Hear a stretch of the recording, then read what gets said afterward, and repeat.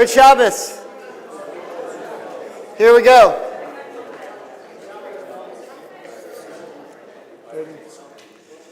V'shamru b'nei Yisrael et ha-Shabbat Lasod et ha-Shabbat Ledorotam berito V'shamru b'nei Yisrael et ha-Shabbat Lasod et ha-Shabbat ledorotam berit olam Beini u'bein b'nei Yisrael Oti le'olam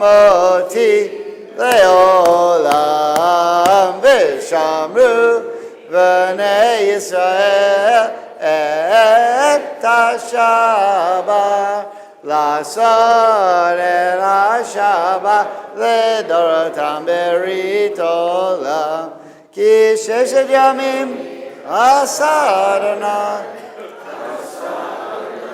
es ha-shamayim v'et ha'aretz v'shamru b'nei Yisrael et ha-Shabbat Lasod et ha-Shabbat ledorotam berit olam Vayom hashvi Shabbat vaynafa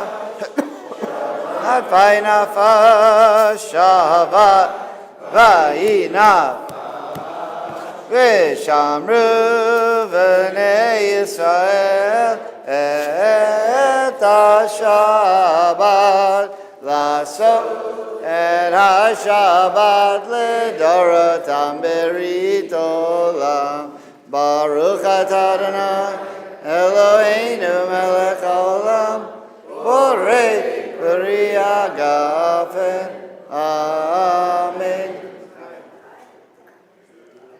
L'chaim. Okay. Blessing for Torah study.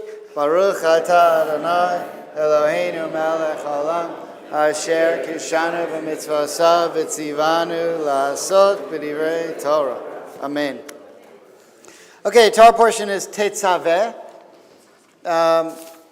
which is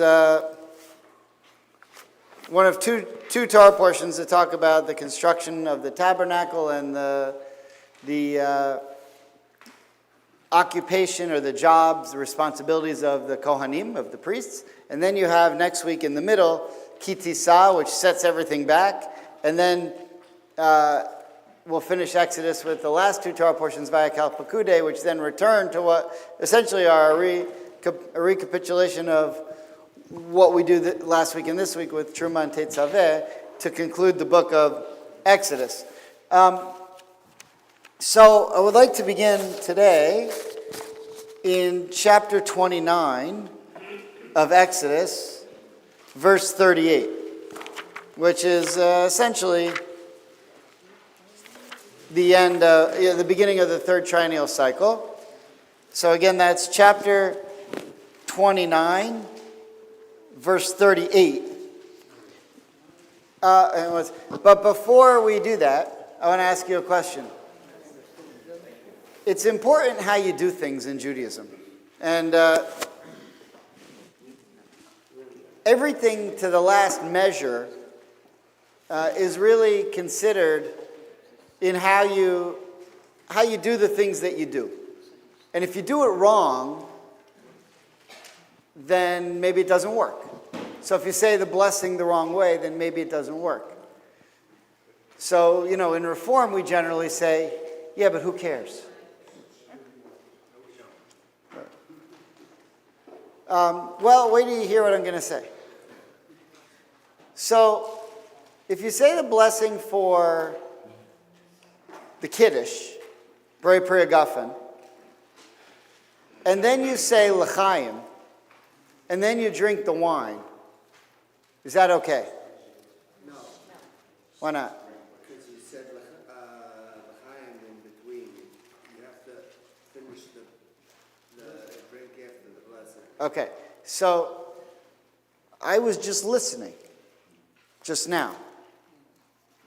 And I noticed a few of you, after we said the blessing, said l'chaim, and then drank, which is what I had always done my whole life. That's wrong. And if you've done it that way, you don't get credit for blessing the wine your entire life. No, actually, that's not the rule. The rule is if you didn't know, then it's fine. Although Shammai would not have let you get away with it, but Hillel would have. Now, why is it that you have to drink the wine before you say l'chaim? Because drinking the wine is a response to the blessing. The blessing is blessing God. You don't say l'chaim to God. We're not worried about God's health. He's going to be fine. He's infinite. We say l'chaim to each other. So if you bless the wine, and then you say l'chaim before drinking the wine, you're actually blessing people before God. And so you've done it wrong, and it's wrong, and that's a problem. Now, will you be able to sleep tonight? No, I don't know.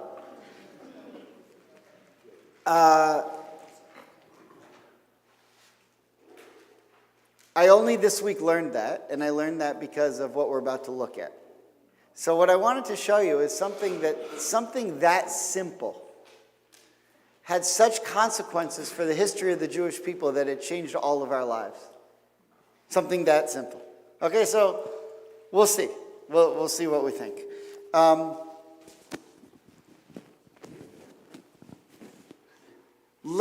So beginning now with chapter 38, we're focused on things that the priests do. How do you say priests in Hebrew? Kohanim. Okay, with me so far? Okay, Norman, here we go. Verse 38. Anyone have the page? Now this is what you shall offer upon the altar. 2 yearling lambs each day, regularly. You shall offer the one lamb in the morning, and you shall offer the other lamb at twilight. There shall be 1/10 of a measure of choice flour with 1/4 of a hin of beaten oil mixed in, and a libation of 1/4 hin of wine for one lamb. And you shall offer the other lamb at twilight, repeating with it the meal offering of the morning with its libation, an offering by fire for a pleasing odor to the Eternal. A regular burnt offering throughout the generations at the entrance of the tent of meeting before the Eternal. For there I will meet with you, and there I will speak with you, and there I will meet with the Israelites, and it shall be sanctified by my presence. I will sanctify the tent of meeting and the altar, and I will consecrate Aaron and his sons to serve me as priests. I will abide among the Israelites, and I will be their God. And they shall know that I, the Eternal, am their God, who brought them out from the land of Egypt, that I may abide among them, I, the Eternal, their God. Okay, so a couple things. We just found out in verse 44 who the priests are going to be. And who are they? Aaron and his sons. Now, this does not include Pinchas, because Pinchas was born. Pinchas, one of Aaron's sons, but he was from the line of Aaron, but he was born before Aaron's sons were told that they were going to be priests. So even though he's a son of Aaron, he was born before this happened. So he ends up not being actually a Kohen, which is kind of interesting. But Aaron, Nadav, Avihu, Itamar, Elazar, all of those sons, they become now the priests with Aaron. We learn a couple of things that they're going to be in charge of just to what we looked at. Now, one of the things that they're in charge of is lighting the menorah. In order to light the menorah, you're also in charge of OPEC.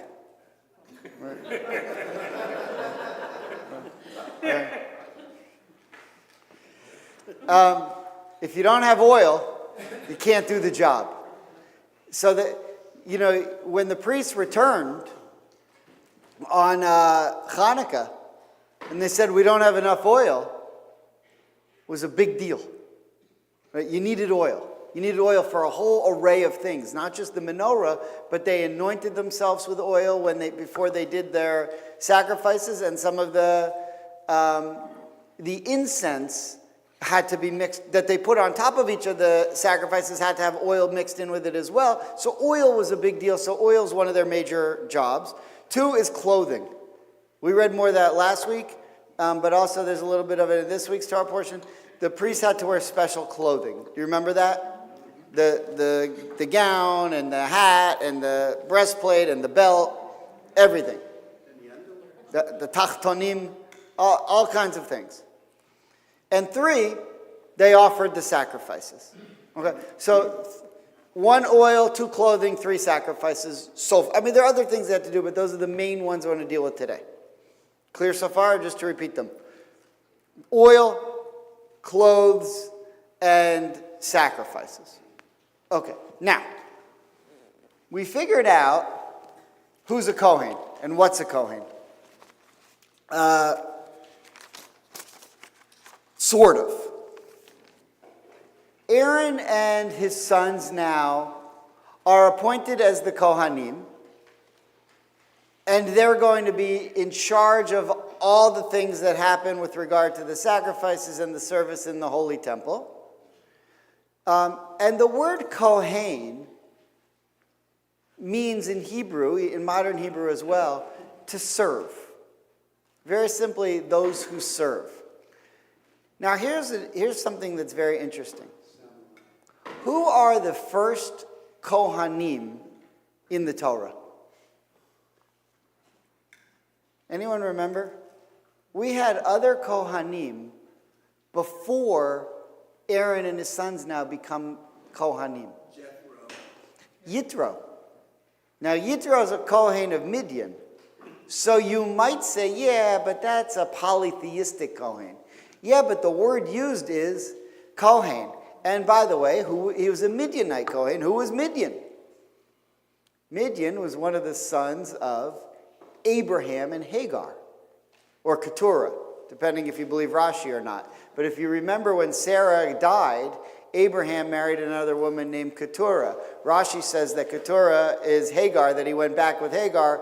That's debatable, but the Torah tells us he married this woman named Keturah. Keturah means crown, and they had more kids. And one of those kids was Midian. And so it's possible that Midian was a monotheist. There were other monotheists before in the world. Noah was a monotheist. Adam and Eve were monotheists.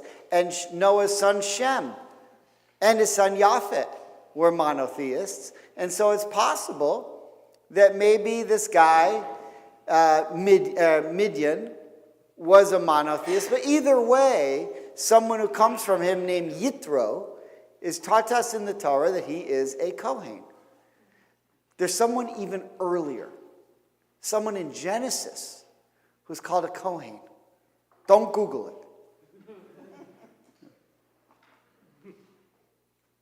Okay. So if you'll skip with me now to Genesis 14:18.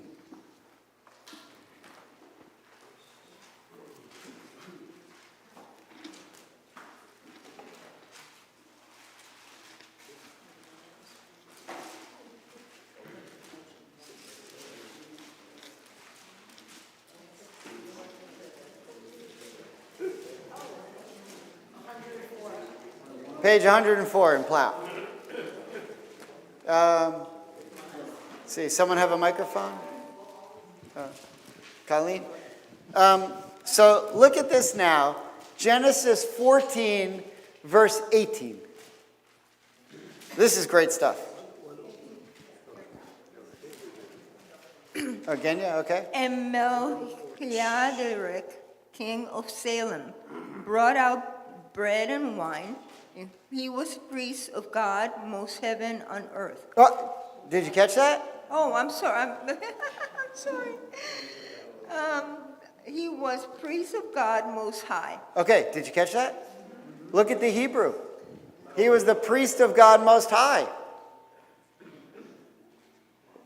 This sounds kind of monotheistic, doesn't it? Now, first of all, this is the king of Salem, not Massachusetts. This is actually Jerusalem. Later on, in a compromise with Abraham, the name gets changed from Shalem to Yerushalayim. Yeru means the place that God is seen. From Ra'eh, seen, Roeh. And Abraham says, wow, this is the place where I saw God. Because when he went up with the sacrifice of Isaac, and he said, I'm going to name this place the place where you see God. And God came to him, this is in the Talmud in the Tractate of Yoma, and said, you can't rename it. Melchizedek already named it Shalem, and I like Melchizedek. And Abraham said, well, but there's more to it than just Shalem, wholeness. This is the place where you see God. So God said, okay, I'll make a compromise. I'll take your name Yeru and his name Shalem, and I'll come up with a city called Yerushalayim. That's where Jerusalem gets its name. Right? But Shalem, God liked Melchizedek. Is there a more Hebrew-sounding name than Melchizedek? I mean, more Jewish name than Melchizedek? I mean, this is before there is Judaism. You know, the only Jew really is Abraham, and there's no shul yet. And already there's a guy named Melchizedek. Melchi means melech. Tzedek means tzedakah, justice, charity. It's like the most Jewish name there is. And it says specifically, he's to the God Most High, singular. Okay, now, he's the first Kohen in the Torah. Did you see that? He's the first Kohen. So now I ask a question, what happened to him? Well, first of all, who is he? If you look at the first source on the sheet, the Midrash tells you Melchizedek wasn't his real name. That was the name he took when he became king. You know, like the Pope, his name was like Joey Donuts or something, and now he's what's his name? Leo the 14th or whatever. He used to be, Joey Cicino or something. Now he's, now he's Leo the 18th or whatever. Melchizedek, that's the name he took when he became king, but he had what was his name? Look at this. The first source here, the Midrash tells you Melchizedek was Shem. Who's Shem? Son of Noah. So what does that tell you? Noah had a son who was a Kohen. And by the way, who's Shem? Shem's the one who would later, along with a guy named Eber, is that here? Yes. What did they do in their spare time? Review Shem and Eber. In their spare time, they review movies. Every year this time. But Shem and Eber were the guys who taught Abraham, Isaac, and Jacob ethics. Where did they learn ethics? From Noah. Right? Where did Noah learn it? From God. He was a prophet. So Shem, who is the son of Noah, in the Torah is the first Kohen. Okay, now, Genya, can you read verses 15 through 18? Genesis 14. Yeah, please. At night, he and his servants deployed against them and defeated them, and he pursued them as far as Hobah, which is north of Damascus. He brought back all the possessions. He also brought back his kinsman, Lot, and his possessions, and the women and the rest of the people. When he returned from defeating Chedorlaomer and the kings with him, the king of Sodom came out to meet him in the valley of Shaveh, which is the valley of the king. And Melchizedek, king of Salem, brought out bread and wine. He was a priest of God Most High. Okay, keep going. A little more. He blessed him, saying, "Blessed be Abraham of God Most High, creator of heaven and earth, and blessed be God Most High." Okay, do you see that? Melchizedek brought out the food and the wine. He blessed Abraham and then he blessed God. Can't do that. have to bless God first. That's why we drink the wine and then say l'chaim. Do you see that? And what happened? What was the result of this? Because Melchizedek blessed Abraham instead of God first, he lost the priesthood. That was the moment where the priesthood went from Melchizedek and Shem to Abraham and his descendants. Right there. You can take it or leave it. I don't know. That's just what the Talmud says. Don't let that bother you. My main point here is pointing out that the first Kohen was Melchizedek in the Torah. He's the first person ever in the Torah called a Kohen. Okay, now, I don't want to necessarily go through the whole thing, but do you remember the story of Tamar and Judah? So Tamar takes matters into her own hand. By the way, I want to ask you, before we started today, if I would have asked you today, well, I don't want to give away all my cards. I've got too many good ones to play still. So let me not get into that yet. But Melchizedek, what can we say about him as a Kohen? He's assertive. He's a king. He goes to war. He brings Abraham food. He's blessing God. He's assertive. Now, later on, there's a story of Tamar and Judah. And Tamar's upset that Judah hasn't given her son Shelah to marry, or Shelah. Shelah, I guess Shelah is one of those names that could be men or women in Hebrew. But he had a son named Shelah. Now, Shelah's first two sons died, and Tamar was waiting now. She was married to both of them. They both died. And Judah promised her that his third son, Shelah, was going to be married to her. And he wasn't doing anything about it. So she dressed up, and he mistook her for a prostitute and so forth. But she ends up taking matters into her own hands so that she can marry Shelah. And she becomes someone who's known for taking matters into her own hands. So he asked the question, something very interesting. If you look at the Midrash here, well, who is Tamar? Tamar, if you look at the source, the second source, it tells us Tamar was the daughter of Shem, son of Noah. And who was Shem? Potentially Melchizedek. And so now what we're saying is there's something about these Kohanim that they're assertive. We see it with Melchizedek, and then we see it with Tamar. Now, what tribe do the priests come from? Levi. So Dinah gets raped, and who is the leader to go and kill everybody? Levi. He comes from that, with that Kohen thing that's in him, that we go out and we're assertive. Now, not always for the good. Right? Sometimes it's for the good. What Tamar did was for the good. I mean, minus maybe the prostitution part, but, Levi was trying to do the right thing. Levi wanted to avenge his sister who was raped. But maybe killing the whole town was an overreaction. So, you have within, as a Kohen, same thing with Melchizedek. He wants to come out and bless Abraham, but he ends up doing it wrong. So these people who are Kohanim, they're assertive and they're trying to do something, but they don't always get it right. One of the main jobs of the Kohens is to go in on Yom Kippur and ask for forgiveness for all of the Jewish people. And if you would think who in the Torah is the prime example of who you think should be the Kohen, who would you want going in asking forgiveness for you? It's obviously Moses. Moses should be the first Kohen, right?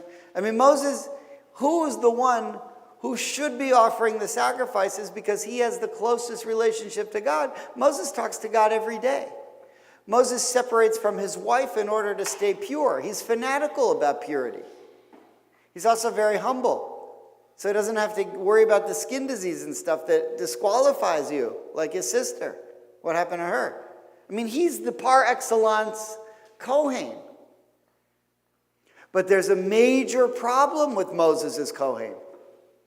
What happens when God comes to Moses and says, I want you to be the leader of the people?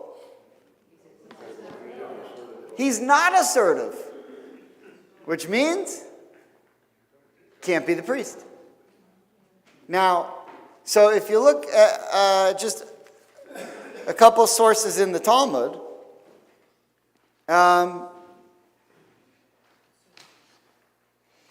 the third source is from Zvachim. Zvachim is the tractate in the Talmud that talks about sacrifices, or how to shecht animals and things. Page 102a. Annabelle, would you mind reading this from the Talmud where it says, and God's anger? And God's anger was raised against Moshe. Rabbi Yehoshua ben Karcha said, anger in the Torah always involves a lasting impression.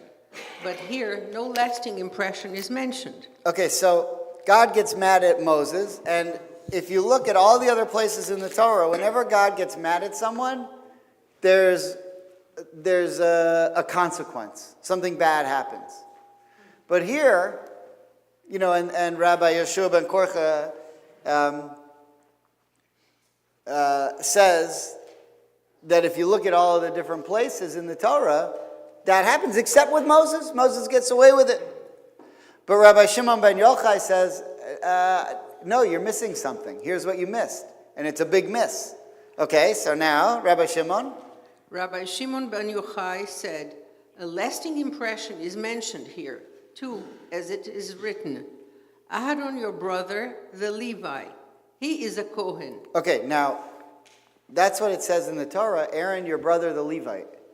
Isn't that a weird thing to say? Did Moses forget what tribe they were from? Did he forget what tribe his brother was? Oh, you know, Aaron, your brother, the Levite. You know, it's like if someone said to me, oh yeah, your brother, Joel, you know the one from Wilkes-Barre? It's like, yeah, I know, I was there. Really? That's where he's from. It's a strange thing to say. But then it says, Aaron, your brother, the Levi, he is a Kohen. Okay, so let's just finish it off. Annabella, God was saying, God was saying, I said you would be the Kohen and he would be the Levi, but now he will be the Kohen and you will be the Levi. Right, which is exactly what happened. So when Moses said, I don't want the job, and God's angry with him, so you think, well, there's no lasting impression because Moses becomes the leader anyway. But there is, Moses in that moment does lose part of his leadership. And Aaron, who says, I'm happy to go be your assistant, whatever you need, I'm ready to go. God says, that's what I'm looking for in a Kohen. How do we know that? Because if you look at every single other person who's a Kohen up until this point, the one thing that they all have in common is assertiveness. And Moses didn't have it at that moment. He gets better at it. Now, there are other Kohens who cause trouble or who are assertive. Look at Yitro. Yitro is a Kohen. What does Yitro do? Yitro joins the Jewish people. He does a lot. He sees something special in Moses and he mentors Moses. Korach is a priest. Remember Korach and his rebellion? He says, why you should be the leader. Now, he was assertive in the wrong way, but he was a Kohen and he was assertive. Pinchas, too, who later becomes a Kohen but wasn't originally, is the guy with the spear. He's the one who jumps up in front of Moses. Moses isn't willing to do it, and he jumps up and does it. It's pretty incredible. Every single person you look at who is from the Kohen line is assertive. Well, that's what I have so far. Now, is it good to be assertive? Maybe. So have you ever noticed, I'm going to talk about this at the in my Devar Torah for the conservative minyan, which probably none of you will hear because you'll either be at the Reform minyan or no minyan. But if you want to stick around, the Jewish people are compared to oil. And the Talmud explains this. One of the ways that we're compared to oil is that we have a soul inside of us that's sometimes hard to find. And it's kind of like, with the olive, you got to work hard to pull out the oil and to make the olive oil. But the other thing about oil is it doesn't mix with other liquids. It rises to the top. And that has a lot to do with the essence of what Purim is. Purim is the idea that these Jews were trying to assimilate in Persia. They were all at the party with Achashverosh, and God, this doesn't work. And Mordechai was the one guy who was proud to be Jewish and said, I don't like what you're doing. I'm going to wear my star. I'm not going to bow down to you like the rest of you are. I'm going to show you that we Jews aren't supposed to mix. We're supposed to stay separate. And actually the oil rises to the top. And so if you ever wonder why there's like 12 of us in the world, but we're on the front page every single day, I mean, it's always the case. I mean, nobody's talking about Israel in the news today, But, I mean, the world's obsessed with it. If you look at Tucker Carlson's webpage, every single story is about Israel. Every single one. It's like nothing else is going on in the world. People are obsessed with us. Well, we're the oil. Okay. Now, a couple more pieces of Talmud. How do we know this? How do we know that we are, that there's something unique about us? So, why were we chosen? So look at Bavli Beitza 25b. Beitza is a very short tractate of Talmud. It begins with a discussion. Beitza means eggs. And it begins with a discussion of eggs. Can you use eggs that were laid on Shabbos? It's a debate. But I would say if you don't know the answer, if you haven't been through this, it's almost impossible to be Jewish. You really have to have that discussion. So, I actually was just learning it the other day, and I can't remember how I believe you can, though. Okay, so look what it says here, though. We learned in the name of Rabbi Meir. By the way, it sounds ridiculous, but if you're studying a page of Talmud, and you study that page, so what I'm studying now, just as an example, I try to do a little bit every day. So I'm in a tractate called Kiddushin, and I'm on page 28. And Kiddushin is the laws of marriage. And so there's a question of, it gets into a discussion of, if you own a piece of land, and you sell that land to someone, and you tell them that the movable items that are on that land, say, like, a tractor, or, like things that you use to hold animals, like belts or whatever, anything, even something little big. If you sell the land and you intend to sell also the stuff that's on top of the land to that person, does the stuff that's on top of the land have to be on top of the land at the moment of the sale? In other words, I'm telling you, I'm going to give you this piece of land over here, and all that goes with it. But all that goes with it is stored in a locker in Hialeah. But once you buy that, that's yours. So the question is, does the stuff have to actually be there on it? And if it is on it, and you sell the land, does it come with it anyway? In real estate terms, it's called, does it convey? You ever buy, it's like, you buy a house from someone really spend, and they're like, the sinks don't convey. Like nothing convey. Like we're taking the sinks with us to our next. Don't be that person. So you read through this and you learn the law and you say, who cares? But if you go to ChatGPT, and then you say, what's the spirit, is there a spiritual message for page 28a in the Talmud? I mean, if you don't want to do that, you can read through, dozens of pages of medieval commentary. But it's easier, I've found, to just say, ChatGPT, tell me the spiritual message. It took me 45 minutes just to read the page. I'll say, yeah, there's a spiritual message. And the spiritual message is, if you find yourself grounded, then the other things in the world won't bother you.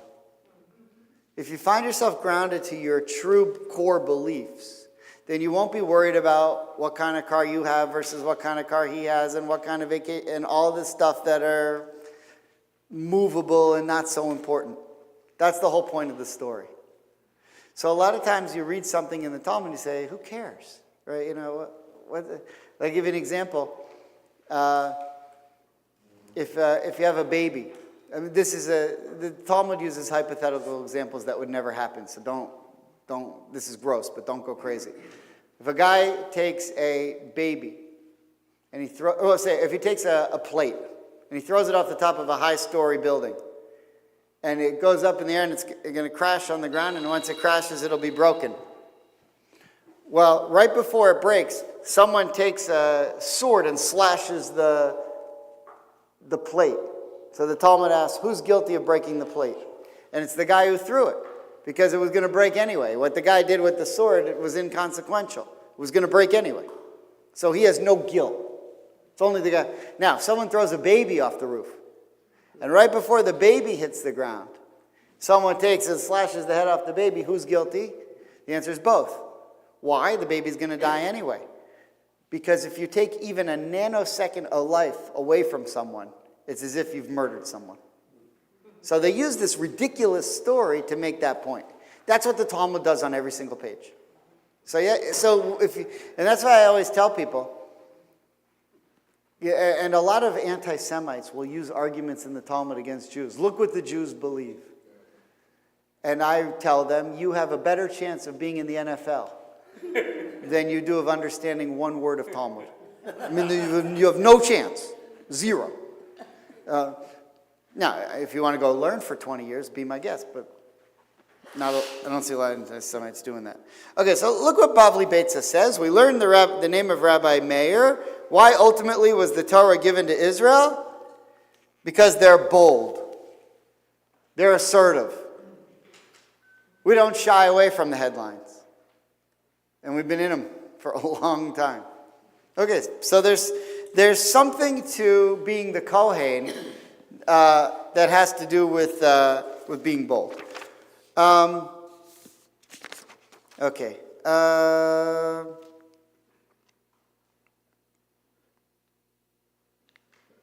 So there are lots of other stories,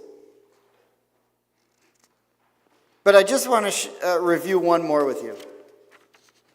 Who were Aaron's first two sons?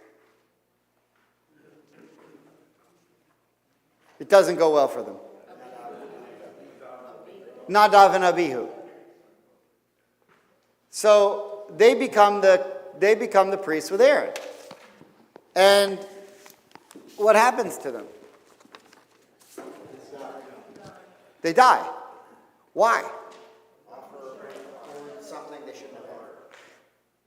Did anyone tell them to go do that? Were they supposed to go do that? Was their intentions correct? Yeah, they were offering a sacrifice to God. But they did it wrong and they died.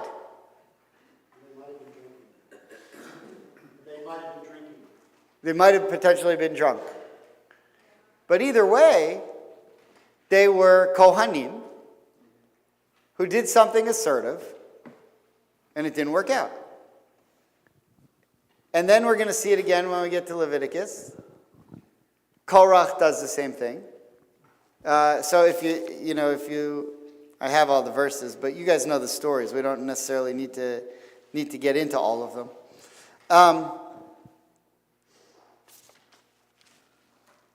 Okay, so we know what God's looking for in a Kohen all the way back to Genesis.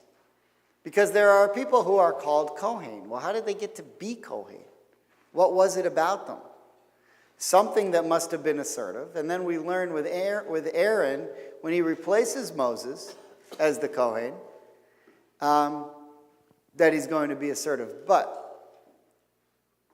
somewhere along the lines, you have to figure it out. You have to figure out how to get the Kohens to be Kohens and be assertive, but rein it in.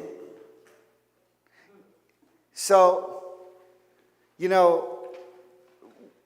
my kids have been playing basketball enough for me to know and hear the coaches scream at them the whole game. Be aggressive, but don't make any mistakes. That's pretty much high school basketball. Be aggressive on every play, but don't do anything wrong ever or you're out. Which is why I told my kids, play tennis. Because no matter how bad you're playing, the coach can't take you out. Once you're in, you're in. But they didn't listen because it wasn't social enough. All right, so you're going to get yelled at for 12 years. But also with the priesthood, you've got to figure out how to be aggressive, how to be assertive. Moses couldn't do it. It had to be Aaron. But you also have to rein it in. So how do you do that? How do you become a Kohen and rein it in? And by the way, I would say this is sort of the balance that any successful person needs to strike. I need to be aggressive, and I need to make my presence known, or I'm not going to get anywhere. But if I make my presence too known, then I'm annoying. And nobody wants that. Nobody would elect a narcissist to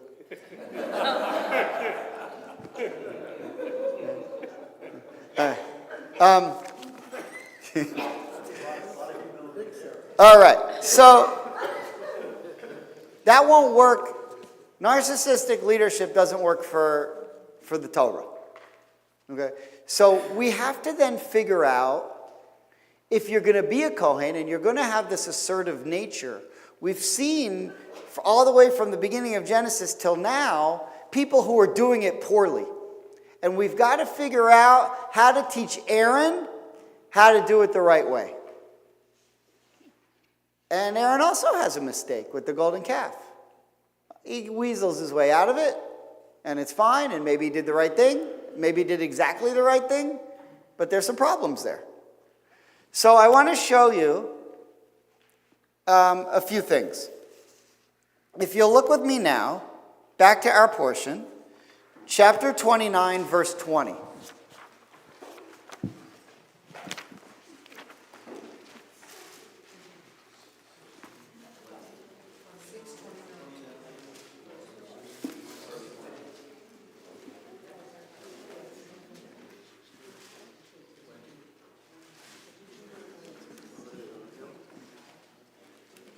Okay, chapter 29, verse 20.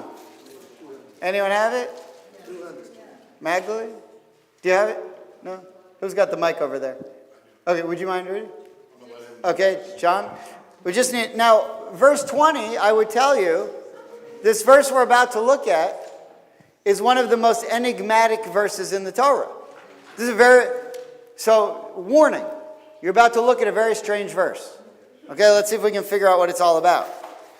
Okay, John. Slaughter the ram and take some of its blood and put it on the ridge of Aaron's right ear and on the ridge of his son's right ears and on the thumbs of their right hands and on the big toes of their right feet and dash the rest of the blood against every side of the altar round about. Okay, so I'm okay with the blood being thrown around the altar because the belief was that the soul of the animal is in the blood and that you're throwing that at the base of the altar. We understood that. That's why they had a sewer system by the Holy Temple. And do you know that archaeologists have found that sewer system? They found the pipes. And they did DNA studies on the dry blood and the bones that were in those pipes, and they found that every single animal that they found there was from a kosher animal. That they actually did only offer kosher animals in the temple. You can go there, you can go to Jerusalem and see the remnants of the pipes that they've dug up from the sewer system that was on the second temple. But what's a little strange is putting blood on his ear. Usually we're freaked out by blood, and if you get blood on you, you have to go to the mikveh. So why would this be a purifying ritual on the ear? Now the thumb and the toe I can understand because that's going to rein in where they're walking, but what's with the ear? And so then we ask the question, and as really prime students of Torah, you're going to wow them in Sacramento. They're not going to be, you're going to be saying things, and they're going to be like, how do you know that? And you can say, well, there's this one shul in my... All right. What do we know about something that happens in the Torah with the ear? Where do we see the ear? We shall hear, we shall do. We shall hear, we shall do. Okay. But something more physical. We have everything clear. Yeah, you set your slave free. The slave. He doesn't go. The slave doesn't go free if you pierce his ear. That's Exodus 21:6, which just says, and his master shall pierce his ear with an awl, and he will be his slave forever. Which, by the way, doesn't mean forever, it just means until the Yovel year, which is every 50th year. But, okay, the slave says, I like it here. I don't want to go out and make a living on my own. I'd rather live here. This guy feeds me, he treats me well, gives me a place to live, never harms me. I want to stay here. No problem. Let's pierce your ear by the doorpost because that's where the mezuzah is. And so I'm saying I'm piercing your ear. You're not my slave.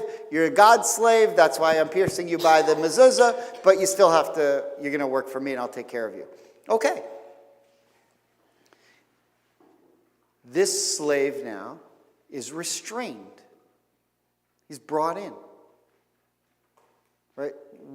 Putting the blood on the ear is a sign that says, I want you to be the Kohen, but you have to rein it in a little. Do you see that? That's what that was with the ear. Now, why? I don't know. I don't want to show you the whole. I don't want to make you flip back, but I just want to tell you one other idea, which comes from Genesis 3. Adam and Eve would have been the priests. Why? With slim pickings. Who else are we going to get? The giraffe? So, the snake, who are we going to get? It would have been Adam. And they were naked. And he was the priest. But then they sinned. Because they were unrestrained. And what's the first thing God does to them after they sin? Clothes them. Puts clothing on them. To restrain them. Because they were wild. Okay? So, blood and clothing. And by the way, the same thing happens to Esther. And there's a connection. There are a lot of connections. I'm going to talk about this in my Dvar Torah. But there are a lot of connections between this Torah portion, Tetzaveh, and Purim, which this Torah portion comes out every... this Torah portion begins, if we would have had the first triennial cycle, which we'll have next year, we'll see that it begins with oil. And the Talmud makes a lot of comparisons between oil and this Torah portion and the Jew, which have to do with Purim and assimilation and all these things, because the oil doesn't mix, whatever. But when Esther goes to see the king, she dons royal clothing, meaning she's going in an aggressive way because she's trying to save the Jewish people, but it's got to be restrained. And so what we said was, when we first began the class today, when we first began our study today, was three things, if you remember. What we learned at the end, well, let's look at it one last time just to remind us. So let's go back to where we started, the part that Norman read. beginning chapter 29, verse 38. Now, John or Bill, someone? So if we could just read 38 through the end of the chapter one last time, which takes us through verse 46. Now this is what you shall offer upon the altar: 2 yearling lambs each day regularly. You shall offer 1 lamb in the morning. You shall offer 1 lamb at twilight. There shall be 1/10 of a measure of a choice flour with 1/4 of a hin of beaten oil mixed in, and a libation of 1/4 of a hin of wine for 1 lamb.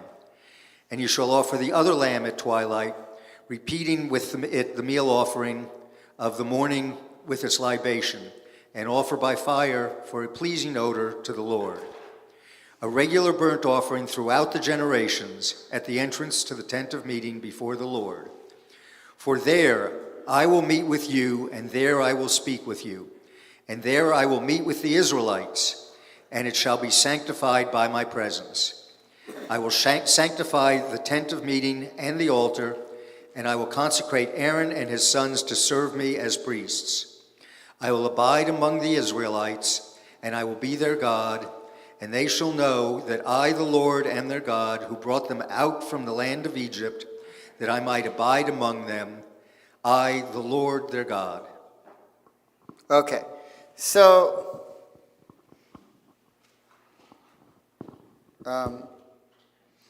essentially what we're saying here is, if we would have just read all of that,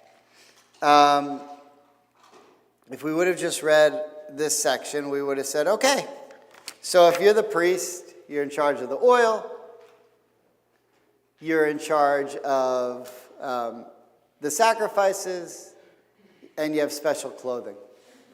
Okay, sounds appropriate. But once you do a study, though, of what the Kohanim are in the Torah, going all the way back, you can say, well, we've had plenty of Kohanim all this way, but it hasn't been working very well, so we have to figure out how to tame the Kohen. And the way to tame the Kohen is the same way that we've been taming people all along. One, you put on special clothes. Why? Because the clothes remind the individual of what their purpose is. If I was wearing a basketball uniform right now, I would know that I'm going to play basketball. If I was wearing a robe, I would know that it was the high holy days. You know, depending on what you're wearing, you know what the situation is, and it should remind you to act accordingly. If you're putting blood on your ear and you're a knowledgeable Jew, you know that you're a servant to God.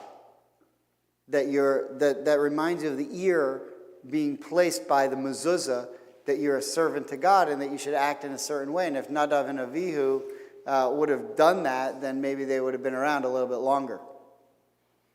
And the oil as well is meant to remind you that you come from a bold people, but that boldness has a responsibility to it. And so if you're gonna need these people to be Kohanim, but they also have to be leaders and be aggressive. However, what happens when you put on the clothes? You take someone who is a great leader, and you say to him, as an individual, you are a great leader. But what you're doing now is not representing you. You're representing the whole nation. That's why we have terms like act presidential. Right? And whether you like them or not, you know. There's an appropriateness to how you behave. So there's 2 things that matter. One is the personality of the leader, but 2 is the recognition of that leader that I'm not acting on behalf of myself right now. I'm acting on behalf of the country, army, organization, synagogue, whatever that I'm speaking for. And if you don't have that, it lets down the whole nation. That's the message here, but there's one more message. So if you just look to me, one last verse. I think it's 19:6.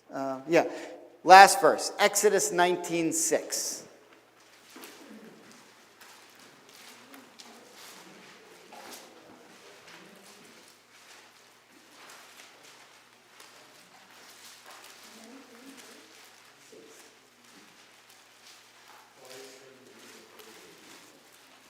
Okay, anyone have 19:6? Okay, now we know that the priests are that to be a priest means that you're a priest, that you descend from the line of Aaron. Now, Aaron was from the tribe of Levi, so you can be a Levite and not a Kohen, but you can't be a Kohen and not a Levite. Does that make sense? Because Aaron, in and of himself, is from the tribe of Levi, but then within Levi, there's this subset of those who do come from Aaron directly, and they're the Kohanim, they're the priests. And so only those people are the Kohanim, and only those people are the priests, and only those people can wear the clothes and be aggressive but still represent the whole nation. That's in the Holy Temple. But there's another call to be aggressive but restrained. Look at 19:6. Bill. But you shall be to me a kingdom of priests and a holy nation. These are the words that you shall speak to the children of Israel. A mamlechet kohanim. Hear the word kohanim? Mamlechet, a kingdom of kohanim. Every single Jew. Maybe not when it comes to the Holy Temple and offering sacrifices, and you don't have to put blood on your ear and you don't get to wear those clothes.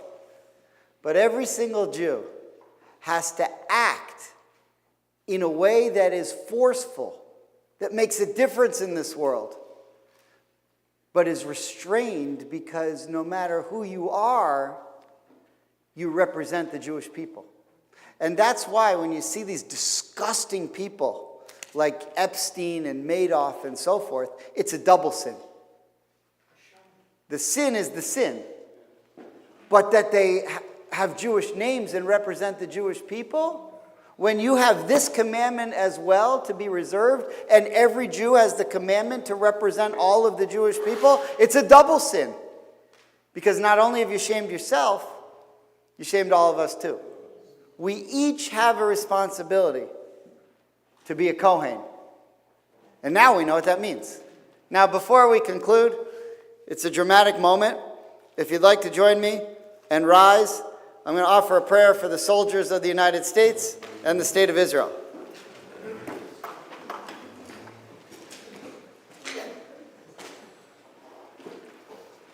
May he who blessed our ancestors, Abraham, Isaac, and Jacob, Sarah, Rebecca, Rachel, and Leah, bless and protect the soldiers of the United States Armed Forces and the IDF who stand guard over our country, over the state of Israel, and defend it from danger.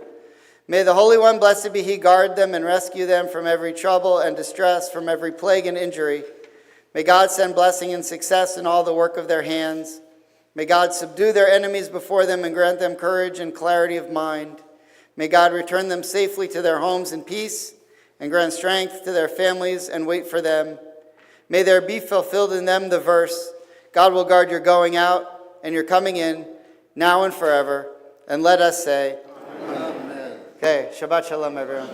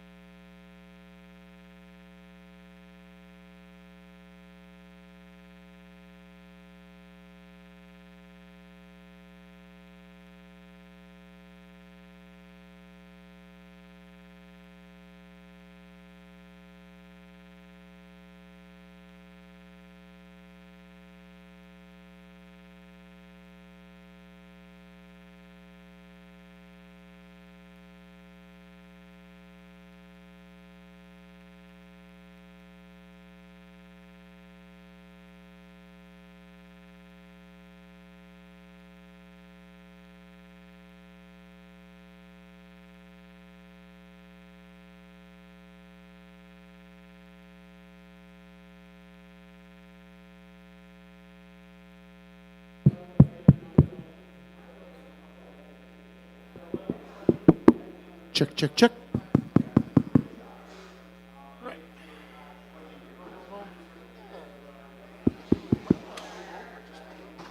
I'll play with it. I'll play. Yeah, Ian did. It's fine. It's fine. It's all good.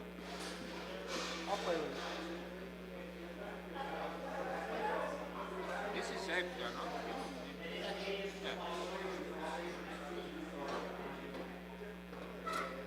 Big setup.